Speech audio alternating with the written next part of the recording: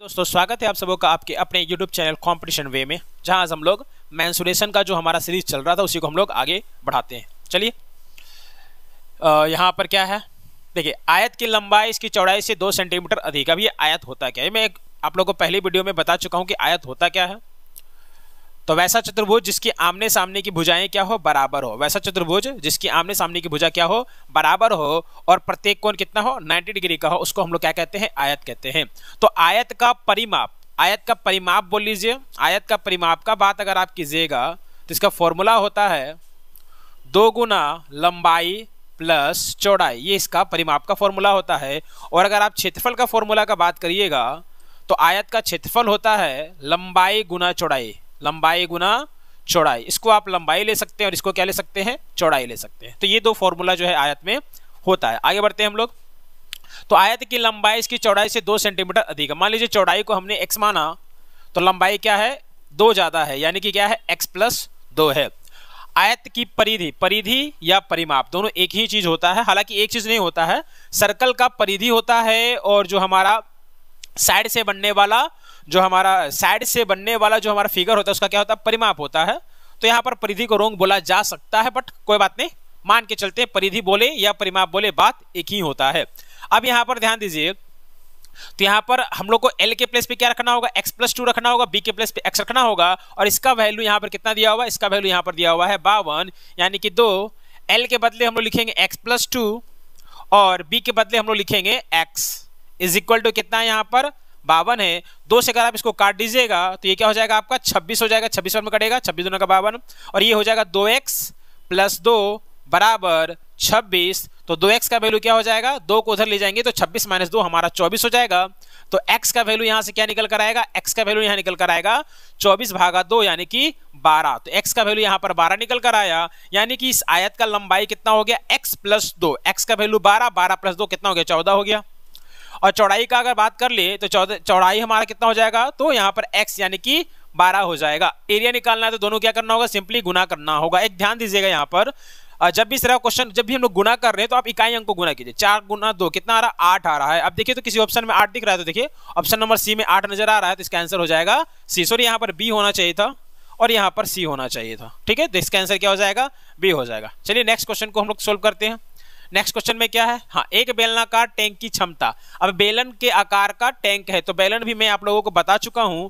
ये देखिए आपका क्या है, ये बेलन है। ठीक है, इसको बेलन या इंग्लिश में इसको हम लोग सिलेंडर कहते हैं। बेलन कह लीजिए या इंग्लिश में इसको सिलेंडर कर लीजिए। इसके बीच में जो ये दिख रहा है ये इसका हाइट होता है और ये हमारा इसका रेडियस होता है। ये भी क्या है, आपका रेडियस है। ठीक है, इसमें आपका 3 फॉर्मूला आता है। एक आता है वक्र पृष्ठीय क्षेत्रफल। अगर इसका वक्र पृष्ठीय क्षेत्रफल का बात कीजिएगा तो 2π RH होता है। दूसरा आता है संपूर्ण पृष्ठीय क्षेत्रफल, तो ये होता है 2πr H + R, इसका संपूर्ण पृष्ठीय क्षेत्रफल होता है। और फिर आता है बारी आयतन का।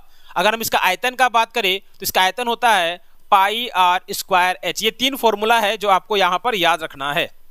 ये 3 फॉर्मूला जो है इसमें आप लोगों को याद रखना है। पहला क्या है, वक्र पृष्ठीय क्षेत्रफल, मतलब चारों तरफ का एरिया। दूसरा है संपूर्ण पृष्ठीय क्षेत्रफल, चारों तरफ का एरिया, और ऊपर देखिए ऊपर भी सर्कल है और नीचे में भी क्या है, सर्कल बोले तो वृत्त है, तो उसका एरिया होता है 2πr × H + R। Circle plus वक्र पृष्ठीय क्षेत्रफल दोनों को मिला करके संपूर्ण पृष्ठीय क्षेत्रफल होता है। क्या होता है, 2πr H + R होता है। और इसका आयतन का बात कर ले, यानी कि बेलनाकार आकार में कितना पानी अट सकता है, दूध अट सकता है, या फिर गेहूं चावल कुछ भी अट सकता है, तो उसका आयतन का फॉर्मूला होता है πr² H। तो ये आप लोगों को याद रखना है। यहाँ पर क्या कह रहा है, एक बेलनाकार टैंक की क्षमता 3850 घन मीटर है, यानी कि आयतन दिया हुआ है यहाँ पर 3850। क्या बोलता है, और उसके आधार का व्यास यानी कि त्रिज्या का दुगना, यानी कि d का बराबर, यहाँ d का वैल्यू यहाँ क्या दिया हुआ है, d का वैल्यू यहाँ दिया हुआ है 14। तो जब आप यहाँ से r निकालिएगा तो r बराबर होता है d/2, यानी कि 14/2, यानी कि क्या हो जाएगा, 7 हो जाएगा। यहाँ क्या बोल रहा है, टैंक की गहराई। अब चूंकि टैंक है तो हाइट बोल लीजिए, अगर मान लीजिए टैंक गहरा होता है तो हाइट बोल लीजिए या गहराई बोले, दोनों एक ही चीज होता है। तो हमको यहाँ से क्या निकालना, h निकालना है। अब देखिए यहाँ पर क्या है, हमारे पास πr² H का वैल्यू हमारे पास है 3850। पाई का वैल्यू 22/7, r का वैल्यू हमने क्या पाया, 7 × 7, मतलब r का वैल्यू 7 है तो 7 × 7 2 r² है, और यहाँ पर गुना h बराबर 3850 0। इसको अब हमको क्या करना है, सोल्व करना है। तो चलिए इसको हम सोल्व करते हैं। देखिए ये 7 से हमारा ये 7 कट जाएगा।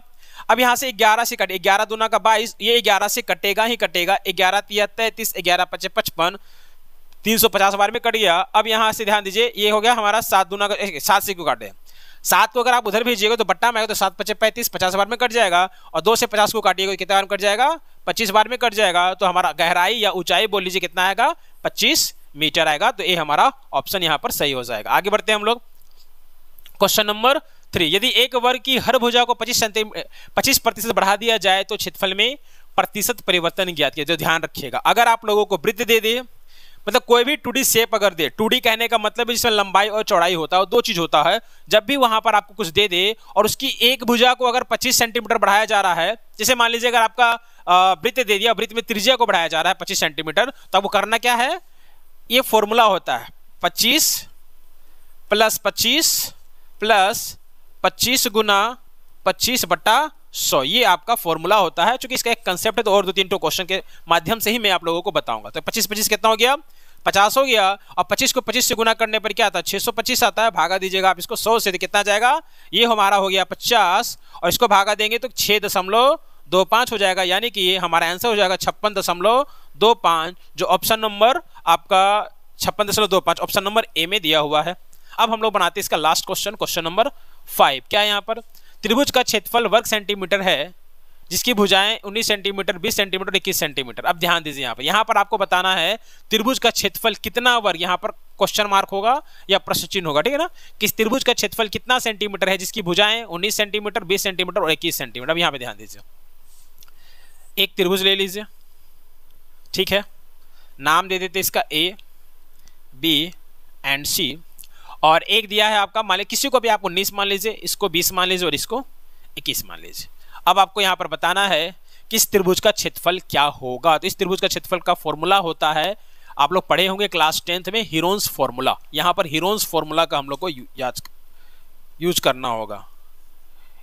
हीरोन्स फॉर्मूला मतलब त्रिभुज का क्षेत्रफल का फॉर्मूला होता है। सबसे पहले इसमें क्या आता है, √S S-A S-B और S-C। तो यहाँ पर S क्या है, A क्या है, B क्या है, C। तो ध्यान दीजिएगा, A के सामने जो भुजा होता है उसको हम लोग स्मॉल a मानते हैं, B के सामने जो भुजा होता है उसको स्मॉल b मानते हैं, जो C के सामने होता है उसको हम लोग स्मॉल c मानते हैं। और S जो हमारा होता है वो क्या होता है, A + B + C/2 होता है। ये हमारा फॉर्मूला है। तो यहाँ से S का वैल्यू हम निकाल सकते हैं। तो क्या करना होगा हमको, 21 + 20 + 19, तो 21 का 1 इसको भी दे दीजिएगा तो कितना हो जाएगा, 20 20 20 60 हो जाएगा। और 60 को भागा दीजिएगा 2 से, तो क्या आ जाएगा आपका 30 आ जाएगा। यानी कि S का वैल्यू क्या निकल कर आया, 30 निकल कर आया। यहाँ पर आप बैठा दीजिए, यहाँ पर हम लोग लिखेंगे 30 गुना, अब ध्यान दीजिए S - A, तो 30 - 20 कितना हो गया, 10। उसके बाद S - B, तो B का वैल्यू कितना 21 है, तो 30 - 21 कितना हो गया, 9। उसके बाद S - C यानी कि 30 - 19, तो 30 - 19 हमारा कितना हो जाएगा, तो हमारा हो जाएगा 11। क्या हो गया यहाँ पर, 11 हो गया। अब यहाँ पर ध्यान दीजिए, अब इसको आपको फैक्टराइज करना है। अब देखिए यहाँ पर क्या है, इसको अगर आप चाहें तो पूरा मल्टीप्लाई कर लीजिए या फैक्टराइज कर लीजिए। इसको हम लोग 30 को हम लोग 3 गुना 10 लिखेंगे, फिर ये हमारा 10 हो गया। 9 को हम लोग क्या लिखेंगे, 3 गुना 3 और यहाँ पर 11। ध्यान रहे, जिसका जिसका जोड़ा लग रहा है या कह सकते हैं जिसका जिसका पेयर है उसको हम लोग बाहर निकालते हैं। तो इन 2 10 के बदले 1 10 बाहर निकलेगा, ये 2 3 के बदले 1 3 बाहर निकलेगा, और अंदर में रह जाएगा 3 गुना 11, तो क्या हो जाएगा 33। यानी कि 10 गुना 3 30√33। तो ऑप्शन नंबर बी यहाँ पर हमारा सही हो जाएगा। तो आज की वीडियो में इतना ही, मिलते हैं नेक्स्ट वीडियो में नए क्वेश्चन के साथ। तब तक के लिए जय हिंद, जय भारत।